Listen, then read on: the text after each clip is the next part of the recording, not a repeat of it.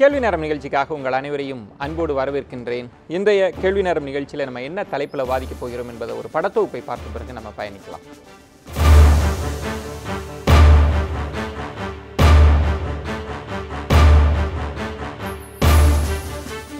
அதிமுக எம்எல்ஏக்கள் அணி மாறுகின்ற செய்திகள் அடுத்தடுத்து வெளியாகிக் கொண்டிருக்கும் சமயத்தில் மதுரையைச் சேர்ந்த அதிமுக அமைச்சர் RP உதயகுமார் உள்ளிட்ட சில எம்எல்ஏக்களிடமிருந்து சற்று வித்தியாசமான குரல் ஒலிக்க தொடங்கியுள்ளது.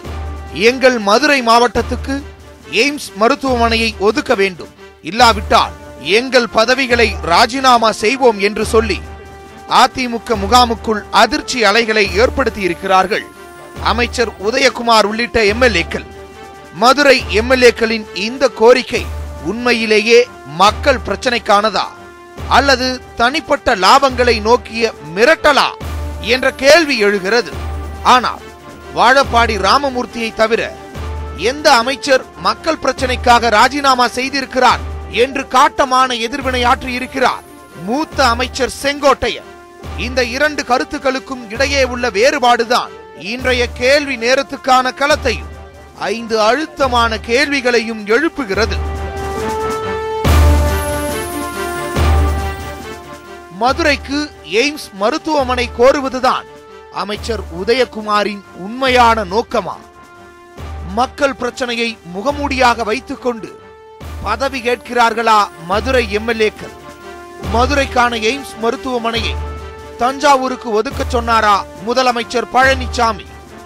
அதிமுக அம்மா அணியின் செயல்பாடுகள் OPS-இன் முக்கியத்துவத்தை குறைத்து விட்டதா? கொங்கு, டெல்டா, தெற்கு என்று 3 கூறுகளாக பிரிந்து கிடக்கிறதா அதிமுக? இன்னும் பல கேள்விகளோடு இன்றைய கேள்வி நேரம் பயணிக்கிறது.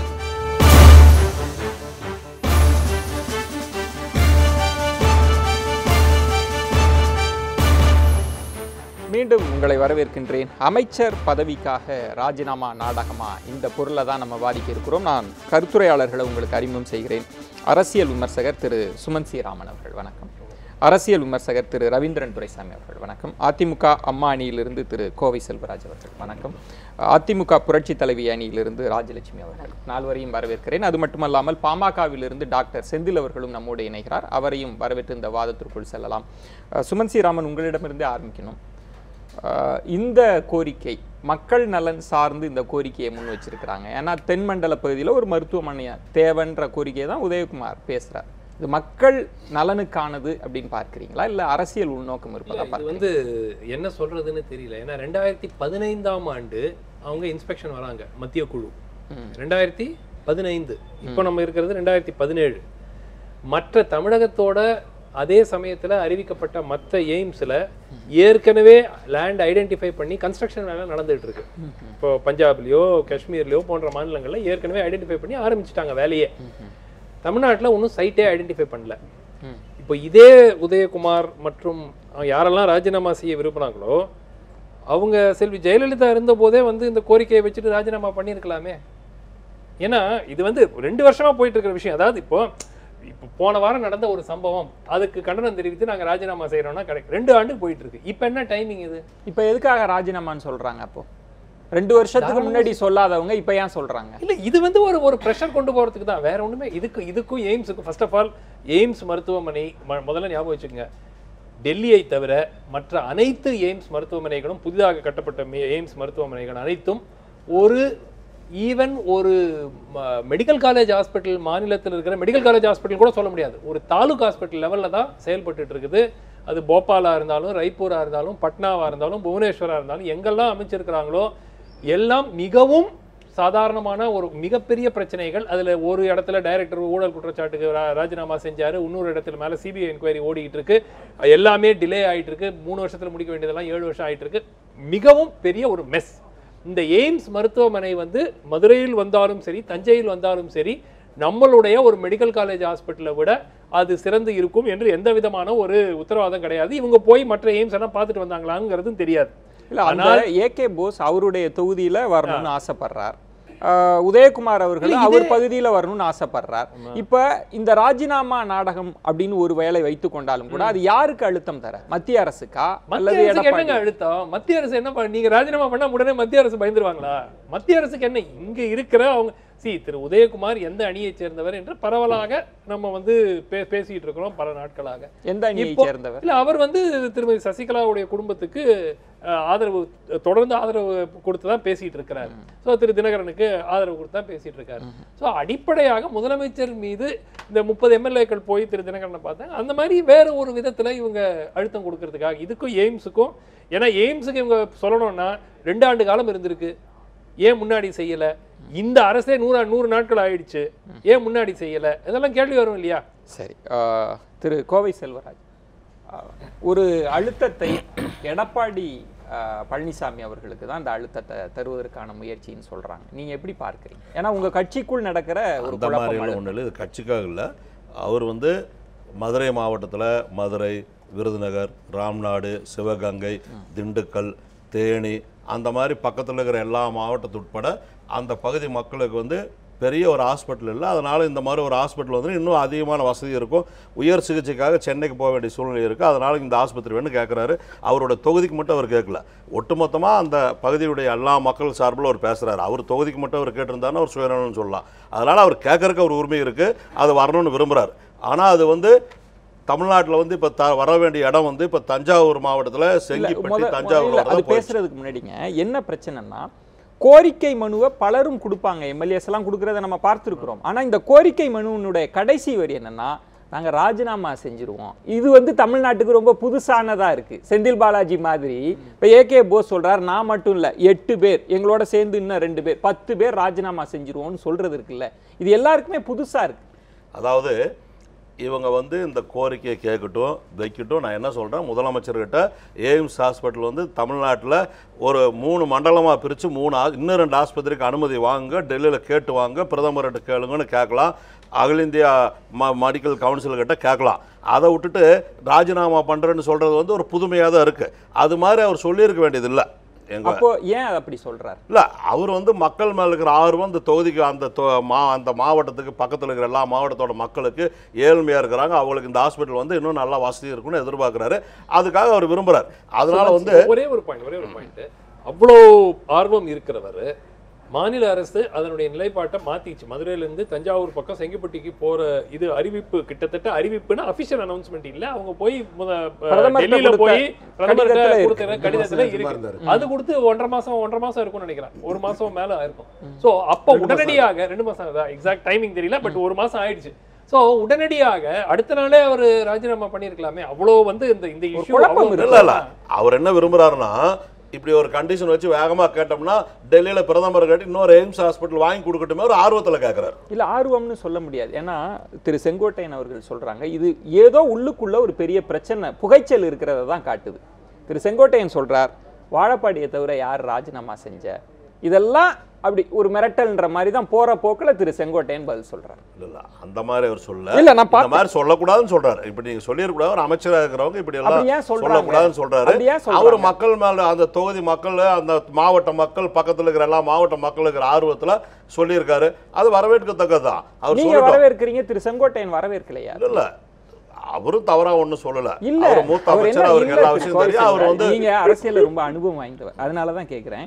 இப்போ ஒரு திமுக வச்சுட்டு பேசினா அது வேற, மாற்று கட்சி பேசணும். இது முழுக்க உங்கள் கட்சி, உங்களுடைய ஆதரவு உறுப்பினர்கள் தான். அவங்க ஏன் அதை சொல்லணும்? உடனடியாக திரு செங்கோட்டையன் வந்து அப்படிலாம் யார் ராஜினாமா செஞ்சது இந்தியாவில் ஆளப்பாடியை தவிரன்னு சொல்ற பதிலுக்கு என்ன பொருள்? அவர் வந்து அது சொல்றாரு, அது வந்து ஒரு நகைச்சுவை எடுத்துக்கூடாது. என்ன சொல்றாருன்னு உரிமையில் அவங்க வந்து தன்னுடைய தம்பிகள் தான் அவங்க சொன்னா கேட்டுக்குவாங்க, அப்படி எல்லாம் சொல்லக்கூடாதுன்னு சொல்றாரு. அவ்வளவுதான். நான் என்ன சொல்றேன், அவங்க அந்த எய்ம்ஸ் ஹாஸ்பிட்டலுங்கிறது இன்னொன்று கேட்டு வாங்கி கொடுத்துருவார் முதலமைச்சர் நம்பிக்கையில் அது மாதிரி டிமாண்ட் வச்சு கேட்கறாங்க. இன்னும் நீங்க விவாதத்துக்குள்ளேயே வரல. நான் ஒரு கேள்வியின் மேல நிக்க விரும்புறேன். நான் நகைச்சுவையாகலாம் எடுத்துக்கல, ரொம்ப பொருள் பொதிந்த கேள்விதான். ஏன் 2 மாதத்திற்கு முன்பு திரு சிமன் ஸ்ரீராமன் சொன்னது மாதிரி அப்ப அதை கேட்கல? அப்ப நம்ம எல்லா காலத்தையும் ஒப்பிட்டு தான் பேச வேண்டியிருக்கு. அதுல 2 குரல்கள், உதயகுமாரோட குரல், ஏகே போஸினுடைய குரல். அது எந்த வீட்டின் முன்பும் ஒலித்தது. ஆமா, ஒலித்ததுன்றதை நம்ம புரிஞ்சுக்க முடியுது. அப்ப இது யாருக்கான அழுத்தம்? இது மக்களுக்கு இல்ல, அது தெளிவா தெரிஞ்சிருச்சு. மக்களுக்காக இல்ல, அந்த பகுதி மக்களுக்கு இந்த கோரிக்கை வந்து வைக்கணும்னா இது மாதிரி ஒரு அழுத்தமாக சொன்னோம்னா அதனால வந்துருங்கிற ஒரு நம்பிக்கையில் அவங்க கேட்குறாங்க. சரி, ராஜலட்சுமி, உங்களிடம் நீங்கள் இந்த அணியிலிருந்து இப்போ பிளவுபட்டு நீங்கள் இன்னொன்றாக விமர்சனத்தை அந்த அணியினர் மீது வச்சிட்டு இருக்கிறீங்க. ஆனால் உதயகுமார் அவர்கள் சொல்வது, ஊடகங்கள் இதை பெருசுபடுத்திடாதீங்க, நாங்கள் மக்கள் நலனுக்காக தான், தஞ்சாவூருக்கு வந்தா வரட்டும் வராட்டி போகட்டும் அது இல்லை, இங்கே வர வேண்டும், இதற்காக அம்மா கொடுத்த பதவியை கூட நாங்கள் துறக்க தயார் அப்படின்னு சொல்கிறாங்க. ஒரு மக்கள் நலன் பேணக்கூடிய அரசாக இருக்கும். என்னுடைய கருத்து என்னன்னா, இது வந்து முதல்வர் எடப்பாடி பழனிசாமி அவர்களுக்கு இவங்க கொடுக்குற அழுத்தம் தான். ஏன்னாக்கா உதயகுமார் அவர்களை பற்றி உங்களுக்கு நல்லா தெரியும். அவர் வந்து திரு டிடிவி தினகரன் அவர்களுடைய ஸ்டான்ச் சப்போர்ட்டர். அதனால இப்போ என்னன்னா, இப்போ எடப்பாடி பழனிசாமி வந்து முதலமைச்சராக இருக்கிறது இவரோட கண்ணு உறுத்துது 30 எம்எல்ஏகளுக்கு. அதில் ஒரு 10 எம்எல்ஏ உறுத்துது வச்சுக்கோங்க. நீங்க அப்படி சொன்னீங்கன்னா நான் அதை பெருசா மறுக்க மாட்டேன். ஏன்னா புரட்சி தலைவி அம்மா அவர்களால் நியமிக்கப்பட்ட தலைவர் ஓபிஎஸ் அவர்கள் முதல்வராக வரணுமா, எடப்பாடி வேணுமான்னு கேட்டா நான் ஓபிஎஸ் அவர்கள் தான் வரணும். எடப்பாடி உங்கள் அணிக்கும் உறுத்துது, தினகரன் அணிக்கும் உறுத்துது நான் சொல்ல மாட்டேன். தலைவர் திரு ஓபிஎஸ் அவர்கள் வந்தால் நான் சந்தோஷப்படுவேன். அதனால இந்த 30 எம்எல்ஏக்களை வச்சுக்கிட்டு இப்ப ஆல்ரெடி மிரட்டிக்கிட்டு இருக்காங்க இவங்க. எல்லா 33 எம்எல்ஏக்கள் திரு டிடி தினகரன் அவர்கள் வீட்டுக்கு சென்று கொண்டு வருவதெல்லாம் எதற்காக? எடப்பாடி அவர்களுக்கு மறைமுகமாக ஒரு பிரஷர் பார்க்கிறீங்க. கோவை செல்வராஜ் அவர்கள் சொல்வது ஒரு மருத்துவமனைக்கு தானேங்க, மருத்துவமனை வரணும்னு சொல்றத வந்து மக்கள் நலம் பேணக்கூடிய எந்த அளவுக்கு மக்கள் பிரச்சனைக்காக போராடுறவங்க, அதுக்காக எத்தனை தடவை ராஜினாமா பண்ணிருக்காங்க, இதெல்லாம் நம்ம கடந்த 15-20 வருட அரசியல்ல நம்ம பார்த்துட்டு தான் சார் இருக்கோம். ஜெயலலிதா தலைமையில அம்மா அவர்கள் மட்டும் தான் புரட்சி தலைவி அம்மா தலைமையிலான அரசுல உறுப்பினராக, சட்டமன்ற உறுப்பினரா, அமைச்சரா இருந்தவங்க தானே. அம்மாவா முதலமைச்சர்? இப்ப இல்லீங்களா, எடப்பாடி தானே முதலமைச்சரா இருக்கிறாரு. ஆனா உங்க கட்சிக்காரர்கள் மட்டும் தான் உங்க கட்சிக்காரரினுடைய கோரிக்கையை ஏன் மறுக்கிறீங்க? அவரு ஒரு மருத்துவமனைக்காக பேச மிரட்டல் வந்து ஒரு கோரிக்கையா உங்களுக்கு? இது ஒரு கோரிக்கையா? நான் ராஜினாமா செய்வேன்றது வந்து உங்களுக்கு ஒரு கோரிக்கையா? ஒரு அமைச்சர் எய்ம்ஸ் எங்க வைக்கணும்ங்கறாங்க. சரி, எங்களுக்கு ஜேபி நட்டா எங்க வேணா டிசைட் பண்ணி வைக்கட்டும். இல்ல ஜேபி நட்டா இல்ல, மாநில அரசுடைய முடிவு. ஜேபி நட்டாவோட முடிவே இல்ல. ஜேபி நட்டாவோட முடிவே இல்ல. அவங்க வந்து ஒரு குழு வந்து அனுப்புறாங்க. அந்த எய்ம்ஸோட ஸ்டாண்டர்ட்ஸ் இல்ல, அந்த பரிந்துரை பண்ண 5 இடங்கள் தமிழக அரசு பரிந்துரை செய்திருக்கிறது. அத வந்து அவங்க பார்த்திருக்காங்க. அது ரெண்டுத்துல உங்களுடைய அணி ஒரு ஏதாவது ஒரு ஸ்டாண்ட் எடுக்கறாங்க இல்லங்க. இல்ல ராஜலட்சுமி, உங்க அணி சார்ந்த எம்பியும் அந்த தொகுதி பக்கம் வர, அந்த தென்மண்டல பகுதிக்குள்ள வர கோபாலகிருஷ்ணன். ஆமா, அப்ப உங்களுடைய பார்வை என்பது அவரும் என்ன சொல்றாருன்னா தஞ்சைக்கு போக கூடாதுன்னு தான் சொல்றாரு. அப்ப நீங்களும் போஸினுடைய குரலை தான் எதிரொலிக்க. அவர் வந்து மதுரையோட எம்பி, அவர் தஞ்சைக்கு போக கூடாதுன்னு சொல்லுவாரு, அப்படிதான் சொல்லுவாரு. அவர் அந்த தொகுதியோட எம்பினா அவரு தன்னோட தொகுதிக்கு தான் வரணும் சொல்றதுனால தப்பே இல்லை. அப்ப உங்களுடைய நிலைப்பாடை தெளிவுபடுத்துங்க. அங்க ஏகே போஸ், உதயகுமார் ஒரு கோரிக்கை வைக்கிறாங்க, இங்கதான் வரணும் இல்லாட்டி ராஜினாமா பண்ணுவோம். தமிழக அரசு தஞ்சை பகுதியை தேர்ந்தெடுத்திருக்காங்கன்னு வச்சுக்கோங்க, இன்னும் முடிவாகல. இப்ப என்னுடைய கேள்வி, நீங்க எதற்கு நீங்க சப்போர்ட்டா இருக்கிறீங்க? யாருக்கு நீங்கள் ஆதரவு? தமிழக அரசு எடுத்த முடிவுக்கா, அல்லது அங்கு உதயகுமார், ஏகே போஸ் அவர்கள் போன்றவர்களுடைய, இல்ல இதை தாண்டி ஜேபி நட்டா, இதை தாண்டி ஜேபி நட்டா அவங்க என்ன முடிவு எடுக்கிறாங்க? ஜேபி நட்டா முடிவு கிடையாது. இல்ல இவங்க சொல்றதுனால கேக்குறேன். அது சொல்றது வசதியாயிடும். ஜேபி நட்டா இல்ல நான் இவங்கள்ட்ட தெளிவுபடுத்துறேன். மத்திய சுகாதாரத்துறை குழு வந்து இன்ஸ்பெக்ஷன் பண்ணி பரிந்துரைக்கிற இடத்துல எய்ம்ஸ் மருத்துவமனை வரணும். இதுல அரசியல் கலக்க கூடாது, இதுக்காக நாங்க ராஜினாமா பண்ணுவோம் சொல்றதெல்லாம் ரொம்ப டூ மச். மத்திய குழு மாநில அரசு தேர்ந்தெடுக்க 5 இடங்கள்ல பரிந்துரை செஞ்சு இன்ஸ்பெக்ஷன் பண்ணிட்டு போயிட்டாங்க. இப்போ மாநில அரசு தான் வந்து முடிவு எடுத்து கொடுக்கணும். இது மத்திய அரசு வந்து மாநில அரசு தஞ்சையை தானே தேர்ந்தெடுத்ததா சொல்றாங்க. அந்த 5 இடத்துல 2 இடம் சூட்டபிளா இல்லைனாக்க அப்புறம் அந்த 2 இடம் கழிஞ்சிரும், மீதி 3 இடம் இருக்கும்.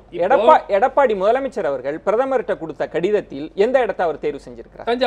தஞ்சாவூர் செங்கிப்பட்டி தான் சொல்லிருக்காங்க. அப்போ வந்து மாநில அரசுடைய நிலைப்பாடா தானே அதை எடுத்துக்கணும். அதுதான் அவங்க பதில் சொன்ன. ஜேபி நட்டா என்ன சொல்ல போறாரு? ஜேபி நட்டா வந்து மாநில அரசு இது பரிந்துரைச்சு அவங்களுடைய குழுவை பார்த்துட்டு அப்ரூவ் பண்ணிட்டாங்க. நட்டாவோட ரோல் அதோட முடிஞ்சிடுச்சு. அடுத்து தமிழக அரசு எடுக்க வேண்டிய நடவடிக்கை இது எய்ம்ஸ் மருத்துவமனையை சார்ந்தது அல்ல, அதை தாண்டி அரசியல பேச வேண்டியிருக்கிறது. சொல்றேன் 3 வாரம் பேசுனது நான் இஷ்யூ. நான் உங்கள்ட்ட ரியல் இஷ்யூ அது அல்ல. இல்ல நான் உங்களிடமே கேக்குறேன். அந்த இடத்தை தான் நான் கேட்பதற்காக திரு ரவீந்திரன் துரைசாமி, ஒருவேளை தெற்கு மண்டலம் ஒரு ஸ்ட்ராங்கான குரலாக மாறி இருக்கா? தெற்கு மண்டலம் வடக்கு மண்டலங்கிற இதெல்லாம் இந்த இடத்துல வரல. இந்த இடத்துல வந்து எடப்பாடி பழனிசாமி வந்து ரொம்ப கம்ஃபர்டபுள் பொசிஷன்ல இருக்கிறாரு, நிதானமா இருக்கிறாரு. அவருக்கு முன்னால என்ன நடக்குதோ நடக்குதெல்லாம் நடக்கட்டுன்னு அப்படி வேடிக்கை பார்த்துட்டு நீங்க இருக்காரு. தான் சொல்றீங்க அவர் ரொம்ப கம்ஃபர்ட்டா இருக்காரு. நிதானமா இருக்கிறான்னு தான் சொன்னேன். நிச்சயமா வந்து எய்தர் எடப்பாடி பழனிசாமி ஆர் எலெக்ஷனுங்கிறதான் பொசிஷன். எடப்பாடி பழனிசாமி இப்போ வந்து டிசல்யூஷனுக்கு போனாருன்னா இந்த யாரும் அதை தடுத்து நிறுத்திட முடியாது. எடப்பாடி பழனிசாமியை மாற்றி இன்னொரு மாற்று அரசாங்கம் அமைக்கக்கூடிய நிலைமையில இன்னைக்கு தமிழகத்தில் இந்த காம்போசிஷன் ஆஃப் த அசம்பிளி இல்லவே இல்லை. அப்போ இவங்கெல்லாம் வந்து மிதிச்சிருவோம் சொல்ல முடியுமே தவிர மிதிக்க முடியாது. நான் நீங்க தான் சொல்றீங்கன்னு சொல்றீங்கல்ல, நான் சொல்லல. எடப்பாடி பழனிசாமி சார்பா தான் செங்கோட்டை இந்த கிண்டல் அடிச்சிருக்கிறாரு. செங்கோட்டை அடிக்கிற இந்த கிண்டல் வந்து வெறும் 10 பேர் சார், 8 எம்எல்ஏக்கள் இருக்கு. எத்தனை பேர் இருக்கட்டுங்க, பேசுவாங்க தவிர பேசுவாங்களே தவிர செயல்பட மாட்டாங்க. இது அவர் இன்டைரக்டா சொல்றது. தினகரனை பார்த்த 35 பேருக்கு சேர்த்தாங்க சொல்றாரு. ஷுவர் சார், சேர்த்து தான் அவர் சொல்றாரு. நீங்களாம் ஏன்னா எந்த எம்எல்ஏயும் ஆட்சி கவலை விரும்பல. ஒண்ணு ஆட்சி கவலை 4 வருஷம் போயிடும். ஒண்ணு. ரெண்டாவது வந்து கட்சி டிக்கெட் கொடுக்கணும். எந்த கட்சி டிக்கெட் கொடுக்கிறது கொஸ்டின். அதுக்கு அடுத்த காரியம் வந்து ஜெயிக்கணும். அடுத்து வந்து ஆளுங்கட்சி எம்எல்ஏ வரணும். ஆக எந்த எம்எல்ஏமே வந்து ஆட்சி கவலை விரும்பல. 2 எம்எல்ஏக்கள் வந்து தினகரனை சந்திச்சவங்க வந்து அடுத்த நாளே எடப்பாடி பழனிசாமி சந்திக்கிறாங்க. சந்திச்சு சொல்றாங்க, எங்க 2 ஊர்ல யாருக்கு வேணாலும் ஒருத்தருக்கு மந்திரி பதவி கொடுங்க, நாங்க உங்க கம்யூனிட்டி அளவுக்கு நாங்களும் பாப்புலேஷன்ல இருக்கோம், அம்பாசங்கர் கமிஷன் அறிக்கை சொல்லி இருக்கு, 8% நாங்களும் இருக்கிறோம், ஒருத்தருக்கு கொடுங்க. எங்களுக்கு 2 ஊர்ல ஒருத்தருக்கு கொடுக்கலன்னா இவரு நம்ம ஓபிஎஸ் அணியில இருக்கவங்க யாரா இருந்தா அவங்க வரும்போது அவங்களுக்காவது கொடுங்க. எங்க கம்யூனிட்டி பெரிய கம்யூனிட்டி, இது சமூக நீதிக்கு எதிரானது, திராவிட அரசியல் சொல்லிட்டு இப்படி சமூக அப்ப பிரச்சனை ரியல் இஷ்யூ மருத்துவமனை இல்ல, நிச்சயமா இல்லவே இல்ல. இதே ஆர்பி உதயகுமார் தெய்வத்துக்கு முன்னாடி செருப்பு போட்டுட்டு அலைய மாட்டேன்னு சொன்னாரா இல்லையா? அந்த ஆளு அந்த தெய்வம் தானே சொல்லிச்சு, அவருக்கு தெய்வம் தானே சொல்லிச்சு சசிகலா வந்து எந்த பதவியும் ஏத்துக்க மாட்டாங்கன்னு அந்த தெய்வத்திட்ட மன்னிப்பு கேட்டு தானே வந்தாரு. அந்த சசிகலாவை சின்னம்மான்னு சொல்லலையே அவரு. அதான் இவரு வந்து தன்னை இருப்ப காட்டிக்கிறதுக்கும் தன்னை அரசியலில் தன்னை மேம்படுத்தி ஏதாவது பண்ண முடியுமாங்கிற பண்றாரு. எடப்பாடி பழனிசாமி லாங் ரோப் கொடுக்கிறார்.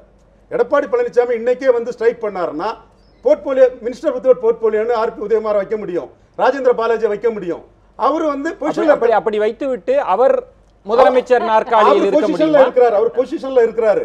அதனால he is weighing the option. ஆனா 5 எம்எல்ஏக்கள் தான் 6 பேர் தன் நிலையை மாற்றினாங்கன்னா, துணிந்து வந்தாங்கன்னா அரசினுடைய ஆயுள் முடியாது. முதல்ல வந்து அவங்க தயாரிக்கிறாங்களே இந்த அரசு விடுவதற்கு நாங்கள் காரணமாக இருக்க மாட்டோம். முதல்ல வந்து மோஷனுக்கு வேணா 24 எம்எல்ஏக்கள் சப்போர்ட் வேணும். சபாநாயகர் ஒருத்தர் கொடுத்தாலும் 24 பேர் சப்போர்ட் வேணும். எந்த 24 பேர் நோ கான்ஃபிடன்ஸ் மோஷன் தயாராகுவாங்க? சும்மா மந்து கால வச்சுட்டு மிதிக்கிறேன்னு சொல்லலாம். இதை நான் சொல்றதுனால இவர் டிடிவி தினகரனும் 3வது ஒரு தலைவர் ஆயிட்டார், ஒரு இமேஜ்ல வந்துட்டாருங்கிறது மறுக்க முடியாது. சரி, ஆனா இந்த அரசை கவிழ்க்கூடிய சக்தி டிடிவி தினகரன் இல்ல. காரணம் 100 எம்எல்ஏக்கள் வந்து தாங்கள் அழிஞ்சு போக தயாரில்ல. அன்னைக்கு வந்து எடப்பாடிக்கு போட்ட ஓட்டு, எம்எல்ஏக்கள் அவர்களுக்கு போட்ட ஓட்டு, அவர்கள் பதவி போயிடக்கூடாது என்று போட்ட ஓட்டு. இன்றைக்கு அந்த நிலைமையில இருக்காங்க. எடப்பாடி ஃபார்மா இருக்கிறாரு. அவர் ஓபிஎஸ் மாதிரி ஏமாளி அல்ல, அரசியல் தெரியாதவர் அல்ல, ஒரு கிளை செயலாளர் வந்தவர், 89 எம்எல்ஏ இருந்தவர். இவர்கள் எல்லாரையும் எக்ஸ்பீரியன்ஸ் ஆனவர். இன்னும் ஜெயலலிதா கூட நன்றி உணர்வோடு அந்த பகுதிக்கு தான் முதலமைச்சரை கொடுத்திருக்கணும். அது கிடைக்க வேண்டியது இயல்பா கிடைச்சிருக்கு. அதை விட்டுட்டு போகக்கூடியவர் இல்ல. அவர் அடிக்கும் போது அடிப்பார். சரி, திரு செந்தில் அவர்கள் எய்ம்ஸ் மருத்துவமனை தமிழகத்திற்கு வர வேண்டும் என்பதை உங்கள் கட்சியும் தொடர்ந்து வலியுறுத்தி கொண்டே இருக்கிறது. ஆனா திரு ரவீந்திரன் துரைசாமி அவர்கள் சொல்வது ரியல் இஷ்யூ எய்ம்ஸ் மருத்துவமனை அல்ல, இதை தாண்டிய பிரச்சனை அப்படின்றது. அதற்குள்ள இருக்கக்கூடிய அரசியல் கணக்குகளை தான் திரு ரவீந்திரன் துரைசாமி சொல்றார். நீங்க எப்படி பார்க்கிறீங்க? மந்திரி எம்எல்ஏக்கள் எங்க பகுதிக்கு எய்ம்ஸ் மருத்துவமனை வேண்டும்ன்ற கோரிக்கைக்குள் அரசியல் இருப்பதா பார்க்கிறீங்களா அல்லது மக்கள் நலன் இருப்பதா பார்க்கிறீங்களா?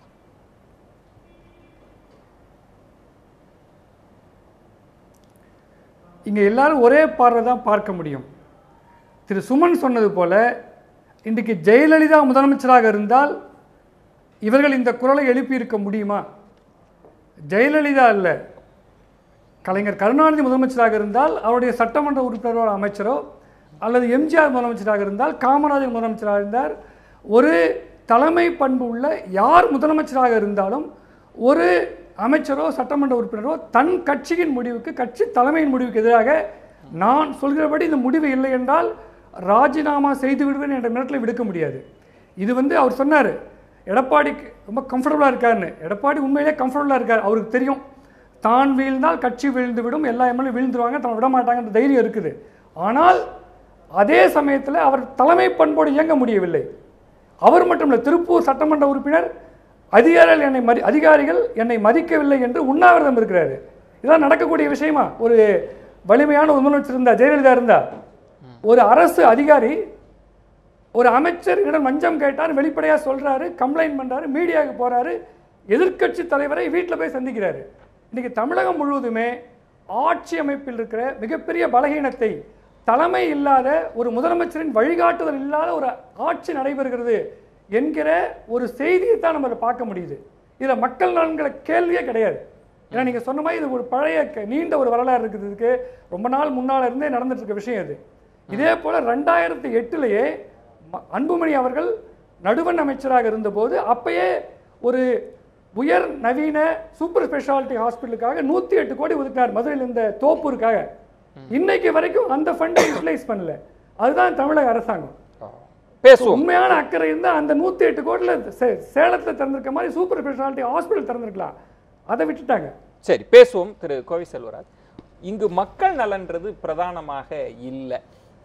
ஒவ்வொருத்தருக்கும் மந்திரி பதவி வேண்டும், அணி சார்ந்த அரசியல் இதுதான் நடக்குதுன்றதுக்கு அந்த முதல் கட்ட பார்வை அதாவது அரசியலில் வந்து எம்எல்ஏ ஆயாச்சுன்னா எம்எல்ஏ ஆனதுக்கப்புறம் அமைச்சரை ஆகணுங்கிற ஆசை வந்து எல்லா எம்எல்ஏவுக்கும் இயற்கையாக இருக்கிறது தான்.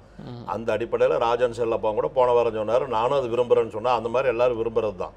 அந்த விரும்புகிறாங்கிறதுக்காக இந்த கோரிக்கைக்கு அதை வைக்கலவங்க.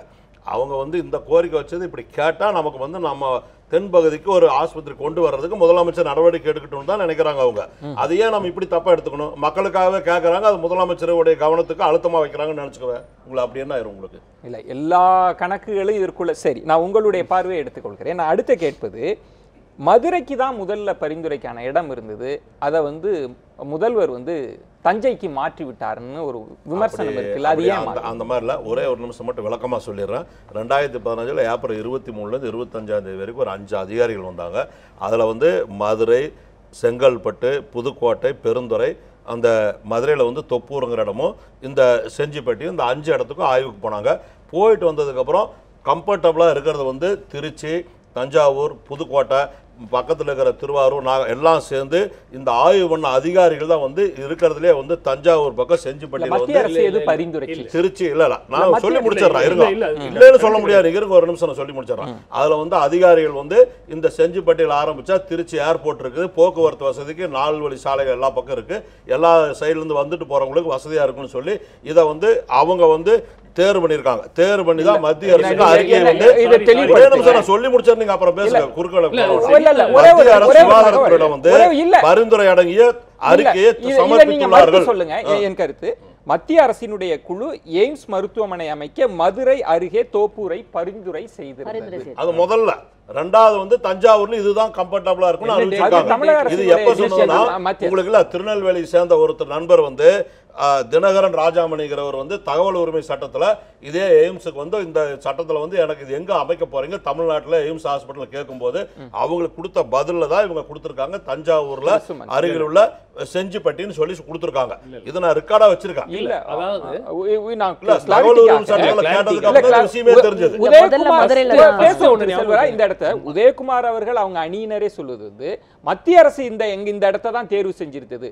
முதல்வர்கிட்ட கொடுத்திருக்க கோரிக்கை மனுலையும் அதெல்லாம் டீடைல் பண்ணி பேசியிருக்காங்க. மதுரையில பீப்புள்ஸ் மூவ்மெண்ட் ஃபார் எய்ம்ஸ்னு மணிமாறன் ஒருத்தர் தலைமையில அவங்க ஒரு ஆர்டிஐ போட்டு அவங்களும் வாங்கி வச்சிருக்காங்க. அடிப்படையா ஒண்ணு ஞாபகம் வச்சுக்கோங்க, இறுதி முடிவு வந்து மத்திய அரசு வந்து இங்க தான் நீங்க வைக்கணும்னு எந்த மாநிலத்துக்கும் சொல்றது கிடையாது. அசாம்ல இதே மாதிரி ஒரு பிரச்சனை வந்தது.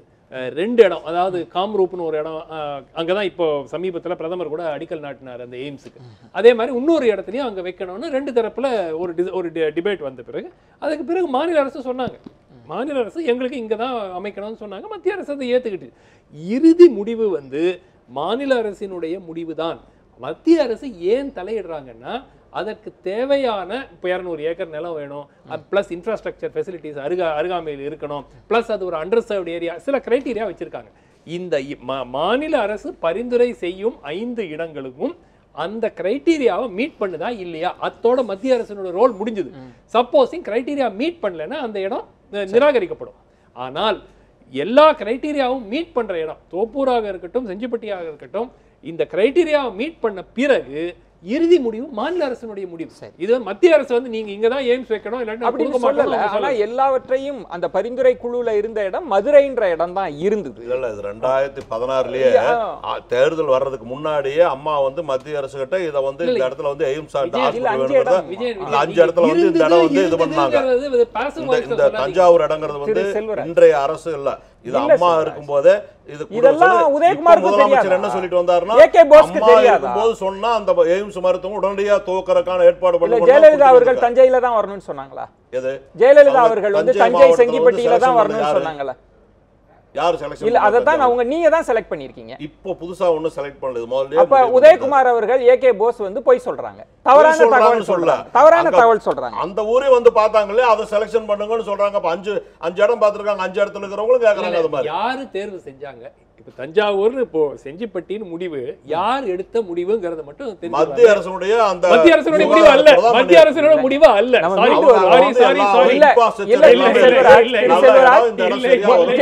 முதல்வருக்கான அதிகாரத்தை அவருக்கே கொடுத்துருவோம். அந்த கடிதத்துல தஞ்சையை தேர்ந்தெடுத்தது தமிழக அரசு தான்.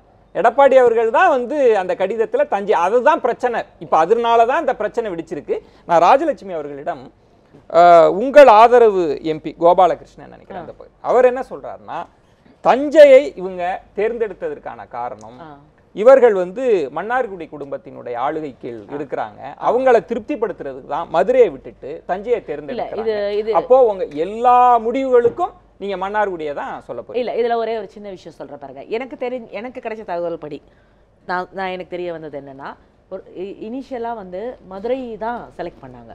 மதுரையை செலக்ட் பண்ணதுக்கு அப்புறமா திரு வைத்தியலிங்கம் இருக்காரு எம்பி, அவர்களுடைய, இது எனக்கு கிடைச்ச தகவல், முழுக்க சரியான தகவல்னு சொல்ல முடியாது, பத்திரிகைகள்ல வந்த தகவல் தான் இது. திரு வைத்தியலிங்கம் எம்பி ஜூனியர் விகடன்ல எல்லாம் கூட வந்திருக்குங்க. இது ஒன்றும் பெரிய விஷயம் ஒன்றும் கிடையாது. ஓகே, என்னன்னாக்க திரு வைத்தியலிங்கம் அவர்கள் தன்னுடைய இடத்தில் தஞ்சையில வரணும், அவர் தஞ்சை தானே ஒருத்தனாரு, அந்த இடத்துல வரணும் அப்படின்ற மாதிரி ஒரு விருப்பம். வைத்தியலிங்கம் மிகச்சிறந்த நண்பர், மிகவும் நல்ல மனிதர், அவரை பற்றி தவறாக சொல்லவில்லை. எனக்கு கிடைத்த தகவல்களை தான் நான் சொல்கிறேன். அவருடைய விருப்பத்தின் பால் இது வந்து தஞ்சைக்கு மாற்றப்பட்டதாக செய்திகள் வந்திருக்கின்றன. ஆனால் இது முடிவு எடுத்து வந்து திரு எடப்பாடி பழனிசாமி அவர்கள் தான். இதில் புரட்சி தலைவி அம்மா அவர்களின் முடிவு என்பது அந்த காலகட்டத்தில் அந்த முடிவை இது எட்டவில்லை. ஆனால் ஒரிஜினலாக செலக்ட் பண்ணது வந்து மதுரையில் தான் இருந்தது, அப்புறம் தஞ்சைக்கு மாற்றப்பட்டது. அதனால ஒன்றும் தவறு ஒன்றும் கிடையாது, அவங்கவுங்க ஏரியாவில் வரணும்னு எல்லாம் விரும்புவாங்க. ஆனால் நீங்கள் உங்கள் ஆதரவு எம்பி அதுக்கு உள்நோக்கம் கற்பிச்சிருக்காரு, அது எப்படி தவறு இல்லைன்னு நீங்க எளிதா சொல்லிட்டு போக முடியும்? ஒரு பெரிய உள்நோக்கத்தை, என்ன உள்நோக்கம்? எடப்பாடி பழனிசாமி அவர்கள் முதலமைச்சரினுடைய முடிவு என்பது மன்னார்குடி குடும்பத்தை திருப்திப்படுத்தன்ற ஒரு வார்த்தையை பயன்படுத்தி, வைத்தியலிங்கம்னா யார சொல்றேன், எம்பி வைத்தியலிங்கம்னா யார சொல்றேன்? அப்ப உள்நோக்கம் கற்பிக்கிறீங்க. உள்நோக்கம் தான், உள்நோக்கம்னு வச்சுக்கிட்டீங்கன்னா உள்நோக்கம். அவர் தன்னோட இடத்துல அமைக்கணும்னு அவர் விரும்புறாருன்னு நல்ல விதத்துல எடுத்துக்கிட்டா நல்ல விதத்துல எடுத்துக்கலாம். திரு செந்தில், உங்களிடம்தான் இதை தாண்டி தமிழக அரசு ஒரு பரிந்துரையை செய்திருக்கிறது, முதலமைச்சர் ஒரு பரிந்துரை தஞ்சை வேண்டும்னு சொல்றார். ஆனால் அந்த கட்சிக்குள்ள இருக்கக்கூடிய மாற்று தரப்பு, அவங்க பகுதியை சேர்ந்தவர்களாக இருந்தாலும் இல்ல மத்திய அரசினுடைய குழு மதுரையை தான் தேர்வு செஞ்சிருக்குது அப்படின்றாங்க. நீங்க யாரினுடைய பார்வை சரியானதுன்னு நினைக்கிறீங்க? இதற்குள் அரசியல் வந்து இடம் மாற்றப்பட்டு விட்டதா? இல்லை, பேசிக்கா என்னென்ன சுமன் அவர்களும் கூப்பிட்டு சொன்னாரு. இல்லை இது என்னென்ன, மத்திய அரசின் வேண்டுகோளின்படி எய்ம்ஸ் நிறுவனத்தை நிறுவுவதற்காக இடங்களை தேர்ந்தெடுக்கும்படி மத்திய அரசு கேட்டுக்கொண்டது. தமிழக அரசு 5 இடங்களை பரிந்துரை செய்தது. 5 இடங்களையும் மத்திய குழு எக்ஸாம் பண்ணி பார்த்தாங்க. பார்த்ததில் சில இடங்களில் ஒரே இடத்துல அந்த இடம் இல்லை, செங்கல்பட்டில் 2 இடத்துல இருந்தது, வேணான்னு சொல்லிட்டாங்க. அவங்க தேர்ந்தெடுத்ததே தஞ்சாவூரும் மதுரை தான். 2ல் எது அப்படிங்கிறப்ப தஞ்சாவூரை கவர்மெண்ட், ஸ்டேட் கவர்மெண்ட் வந்து பரிந்துரை பண்ணுறாங்க. இது வந்து பெரிய பாலிடிக்ஸ் இல்லை, பட் மெயினாக அவங்க சென்ட்ரல் கவர்மெண்ட்டில் வந்து சுமன் ஒரு வார்த்தையை சொன்னார், அண்டர் சர்வ்டு ஏரியான்னு, எங்கே மருத்துவ வசதி குறைவாக இருக்கிறதோ அப்படிப்பட்ட இடத்தை தேர்ந்தெடுக்க வேண்டும். அப்படி சொல்லலை, மத்திய அரசு கேட்டுக்கொண்டது எந்த இடத்தில் மக்கள் எளிதாக சென்று வர முடியுமோ, ஓரளவு நடுப்பகுதியில் இருக்க முடியுமோங்கிற அடிப்படையில் தான். இது வந்து இந்த பரிந்துரையும் அவ்வளோ சரியில்லை, அந்த அடிப்படையில் தான் தேர்ந்தெடுத்திருக்காங்க. எங்களுடைய இது என்னென்னா, இந்த அரசியலை தாண்டி ஒரு விஷயம் சப்ஜெக்ட் சொல்லுங்கிறதுக்காக சொல்கிறேன். இன்றைக்கு மருத்துவ மனைகள் வந்து 4 அடுக்காக இருக்குது, primary, secondary, tertiary, apex. Primary என்பது ஆரம்ப சுகாதார நிலையம், தொடக்க நிலை மருத்துவ சிகிச்சை மையங்கள். அங்கே முடியலன்னா தாலுக்கா மருத்துவமனை, மாவட்ட மருத்துவமனைக்கு போகிறாங்க. அதுவும் முடியலைன்னா மருத்துவக் கல்லூரி மருத்துவமனை, அதான் 3ஆம் கட்ட அடுக்கு. ஆனால் அப்பெக்ஸ் அப்படிங்கிறது இதுக்கு மேலே மருத்துவமனையே இல்லைங்கிற மாதிரி ஒரு தலைமை மருத்துவமனை. அப்படிப்பட்ட மிகச்சிறந்த மருத்துவமனை தான் எய்ம்ஸ். அப்படிப்பட்ட ஒரு மருத்துவமனை வரும்போது எந்த இடத்துல இருக்கணும் அப்படிங்கிறப்ப ஓரளவு சென்ட்ரல் இருக்கணும் அப்படிங்கிறத பார்க்கும்போது தஞ்சாவூர் வந்து சென்ட்ரல். ஆனால் இந்த இடம் நீங்கள் செங்கப்பட்டிங்கிறது பார்த்தீங்கன்னா 25 கிலோமீட்டர் தஞ்சாவூர் மருத்துவக் கல்லூரி மருத்துவமனை, 40 கிலோமீட்டரில் திருச்சி மருத்துவக் கல்லூரி மருத்துவமனை, 25 கிலோமீட்டரில் புதுக்கோட்டை மருத்துவக் கல்லூரி மருத்துவமனை. இப்படி தேர்ந்தெடுக்காமல் தமிழகத்தினுடைய மனிதவள குறியீட்டின் அடிப்படையில் எந்த பகுதியில் மனிதர்களுடைய ஹெல்த் சம்பந்தமான உடல்நலம் சம்பந்தமான குறியீடுகள் குறைவாக இருக்கிறதோ அதை ஒரு ரிசர்ச் செய்து எது பெஸ்ட்னு பார்த்து பண்ணிக்கலாம். என்னை பர்சனலாக கேட்டால் சமீபத்தில் கூட 16 குழந்தைகள், பிறந்த குழந்தைகள் குறுகிய காலத்தில் தருமபுரி அரசு மருத்துவமனையில் இறந்து போனாங்க. அதை ஆராய்ச்சி செய்யும்போது தருமபுரி மாவட்டத்தில் பல்வேறு மருத்துவக் குழுக்கள் கம்மியாகுன்னு சொல்கிறாங்க. அது ஒரு டிமாண்ட் உள்ள ஒரு ஏரியா. ஏன்னா இந்த பக்கம் சென்னை தூரம், இது தூரம். ஒருவேளை தருமபுரி கொஞ்சம் வடக்கே இருக்குதுன்னு நினைத்தால் இதே போல உண்மையிலேயே மக்களுக்கு அதிகமாக தேவைப்படுற ஒரு ஏரியா பின்தங்கிய மாவட்டமாக ராமநாதபுரம் மாவட்டம். இப்படிப்பட்ட அக்சசிபிள் ஏரியாவில் வச்சுக்கலாம். 3 மெடிக்கல் காலேஜ் நடுவில் ஒரு இடம் தேர்ந்தெடுக்க வேண்டியதில்லை. முதல்ல இந்த 5 இடங்கள் பரிந்துரையே தவறு. செங்கல்பட்டுலாம் தவறான இடம். பக்கத்திலே சென்னை இருக்குது, மிகப்பெரிய மருத்துவக் கல்லூரிலாம் இருக்குது. ஸோ என்னை பொறுத்தவரை அரசியலை தாண்டி மருத்துவ வசதிகளை நோக்கி ஒரு ரிசர்ச் பண்ணிருக்கலாங்கிற எண்ணம் எனக்கு உண்டு. ஒருவேளை உங்க கட்சி நலன் சார்ந்தோ அல்லது உங்கள் பார்வையில நீங்க எய்ம்ஸ் மருத்துவமனைக்கு ஒரு கோரிக்கையை முன் வச்சிருக்கிறீங்க. ஆனால் இதுல பிரதானமாக 3வது கேள்வி நம்ம முன்வைத்தது வந்து மதுரைக்கான எய்ம்ஸ் மருத்துவமனையை தஞ்சாவூருக்கு ஒதுக்க சொன்னாரா முதலமைச்சர் பழனிசாமி என்று. ஆனால் முதலமைச்சர் தன்னுடைய நிலைப்பாட்டை மாற்றிக் கொண்டிருக்கிறார். அது என்ன என்பது பற்றி விளம்பர இடைவேளைக்கு பிறகு தெரிந்து கொள்ளலாம். காத்திருங்கள்.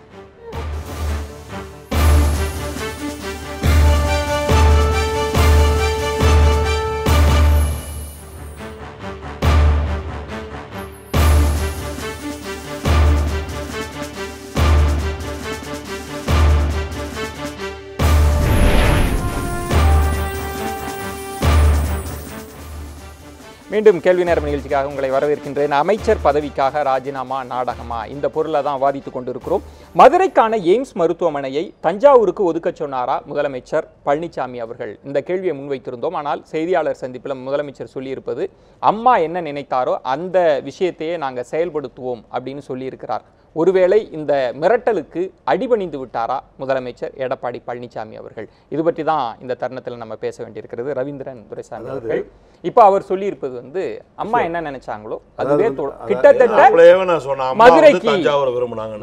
மதுரைக்கு ஒரு வேலை கொண்டு போவாங்களோ இல்லை.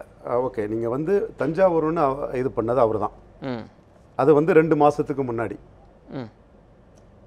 அதுக்கு பிறகு அவரோட ஸ்டாண்டு வந்து தினகரன் கைதுக்கு பிறகும் தம்பித்துறை பிரதமரை சந்தித்த பிறகும் வந்து அந்த அரசியல் நிலைப்பாட்டில் மாற்றங்கள் வருது.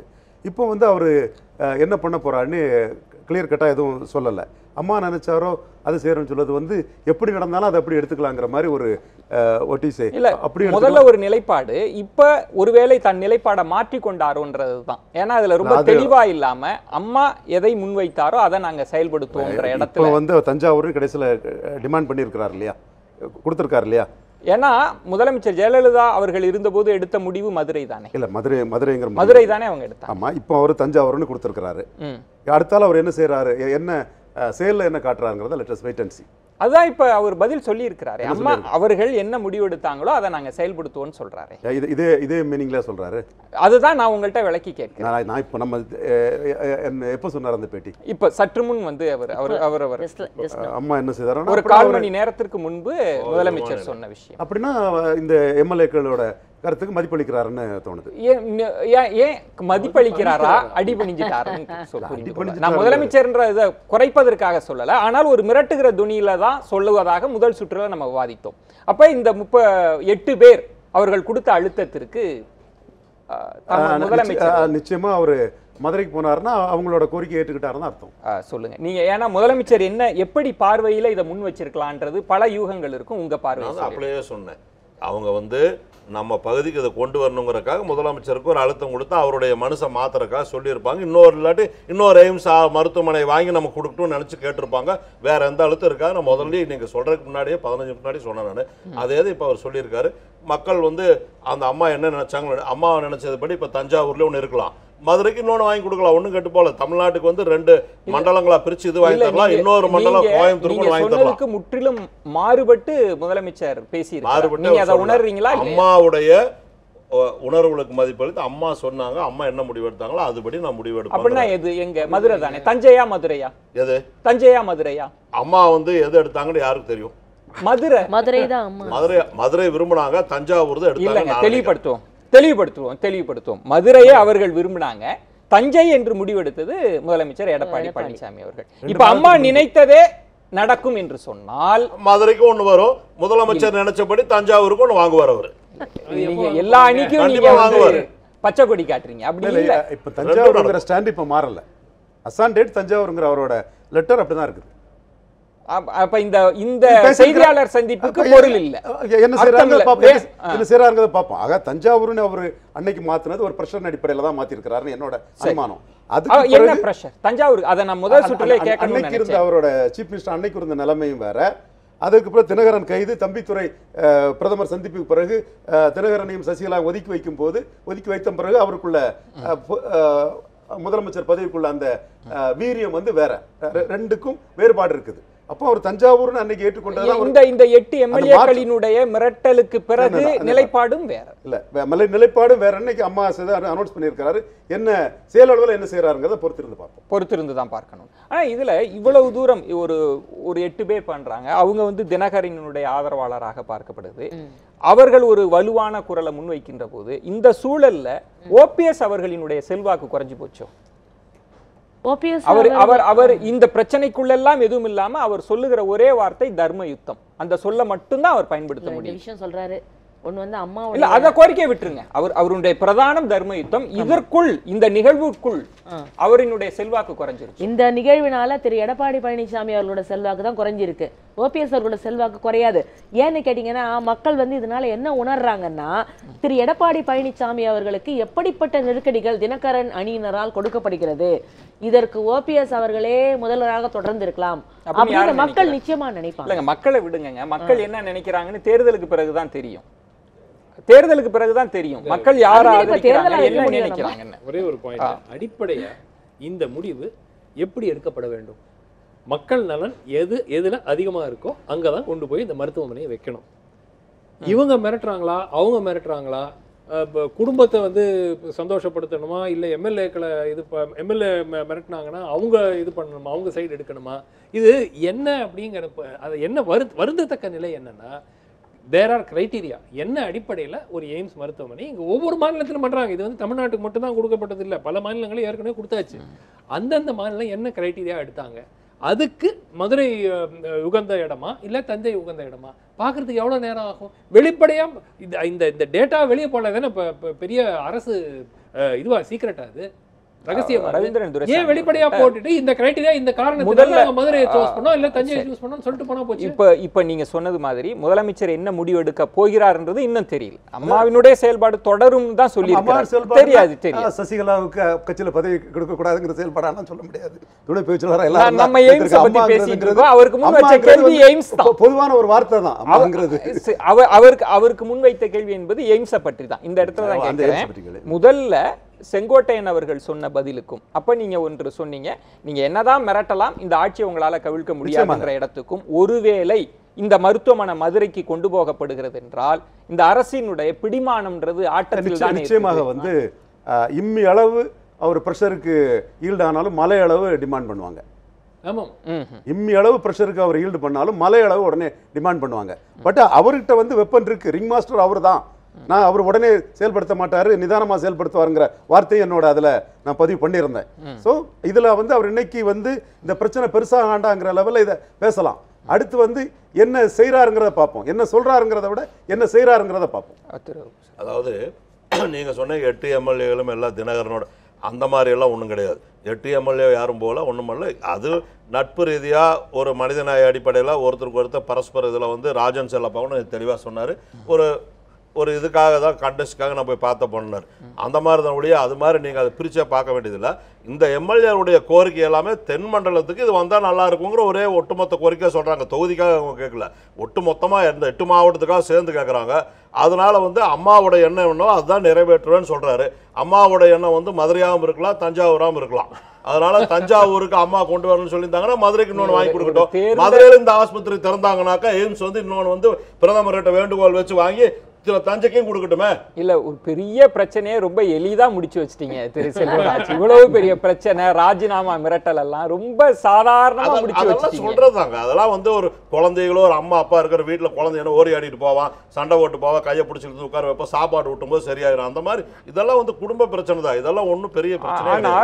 ஆனால் அமைச்சரவை என்பது ஒரு குழந்தைகள் விளையாட்டு மாதிரி. அமைச்சரவை இல்ல, ஆனா என் கேள்வி அப்போ திரு சுமன் சி ராமன் அவர்கள் சொன்னது மாதிரி, திரு செந்தில் அவர்கள் சொன்னது மாதிரி, இது மக்கள் நலனை முன் வச்சு இந்த மருத்துவமனை பிரச்சனை யாரை திருப்திப்படுத்துறது, அதுதான் திருப்திப்படுத்துவதற்காக தான் மதுரையில அவங்க கேட்கறாங்க, தஞ்சாவூர்லயும் கேட்கறாங்க.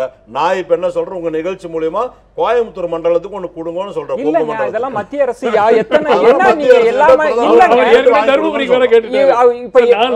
அரசு கேட்டு வாங்கி கொடுக்க முடியும். எய்ம்ஸ் மருத்துவமனை அது மாநிலக்கு வர்றது எவ்வளவு தூரம் நம்ம தொடர்ச்சியான போராட்டங்கள் எல்லாம் முன் வச்சோன்னு உங்களுக்கு தெரியும். நம்ம சொல்வது மாதிரி நம்ம விரும்புற மாதிரி எல்லாம் எய்ம்ஸ் மருத்துவமனை வராது.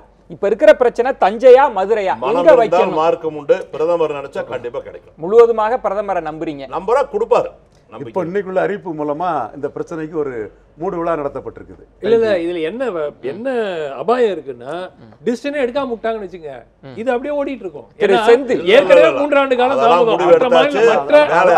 மற்ற மாநிலங்கள்ல ஏற்கனவே தமிழ்நாடுடன் அறிவிக்கப்பட்ட மற்ற மாநிலங்களில் கன்ஸ்ட்ரக்ஷன் போயிட்டு இருக்கு. இங்க எந்த ஊர்னே ஒன்னும் டிசைட் பண்ண. திரு செந்தில், இவ்வளவு குழப்பத்திற்கு மத்தியில் முடிவே எடுக்கப்படாமல் அப்படியே கிடப்பில் போடுவதற்கான வாய்ப்பு இருக்கா இல்லையா?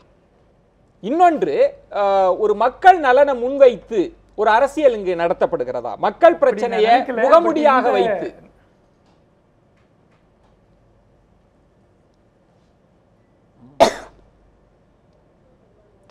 முதல்ல சொல்லிட்டேன். நிச்சயமா அரசியல் தான் நடத்தப்படுகிறது. அவர் திரு ரவீந்திரன் துரைசாமி ஒரு பதிவை பண்றாரு, திரு எடப்பாடி பழனிசாமி சூட்சுமமான திறமையான நிர்வாகத்தின் மூலம் இந்த நிலைமையில சமாளிக்கலாம்னு சொல்லிட்டு ஏதோ ஸ்ட்ராட்டஜிக் பொலிட்டிக்கல் லீடர்ஷிப் கொடுக்குறாரு. அவருக்கு அப்படி கிடையாது. அவருக்கு ஒன்று தெரியும், தான் வீழ்ந்தால் இந்த மொத்த அமைப்பும் வீழ்ந்து விடும் என்ற அச்சத்தில் தன்னை பாதுகாப்பாக என்ற நம்பிக்கையோடு அமைதியா இருக்காரு, ஒன்றும் பண்ணாம இருக்காரு. அதை ஒரு ஸ்ட்ராட்டஜியா எடுத்துக்கலாம். ஆனா அதே சமயம் நீங்க அச்சம்ன்றீங்க, அவர் சூட்சமன்றாரு. எல்லாமே பார்வையில தான் வித்தியாசம் இருக்கு திரு செந்தில். இதற்கான உதாரணம் தான் நீங்க அச்சம்ன்றீங்க, அவர் சூட்சமம்ன்றாரு. பார்வையில தான் வித்தியாசம் இருக்கு. இல்ல இருந்தாலும் அந்த சேலஞ்ச் இருக்குல்ல, ஓபன் சேலஞ்ச் இருக்கு இல்லைங்க. இல்ல அந்த சேலஞ்ச் இருக்கு இல்லைங்க.